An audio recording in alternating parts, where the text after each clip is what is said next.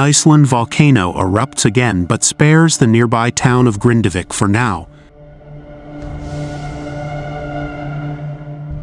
Iceland lava continued to spew from a volcano in southwestern Iceland on Friday, the sixth time since December.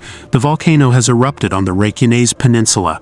The eruption from a new fissure began shortly after 9 p.m. Thursday, following a series of strong earthquakes, and within the hour a 4-kilometer, 2.4-mile fissure cut through the Sundakor crater.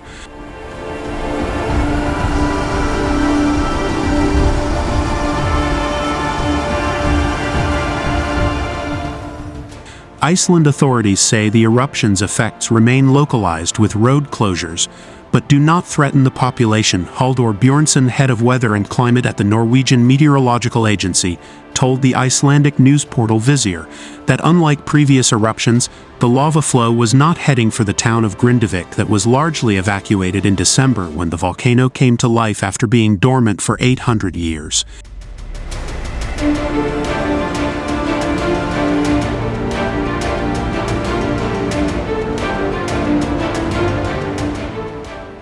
If this continues like this, Grindavik is not in danger, geophysicist Magnus Tuma Gummundsson told the website after flying over the eruption. Of course, we don't know what will happen in the near future, but it is likely that this has reached its peak, and then it will start to subside like the other eruptions.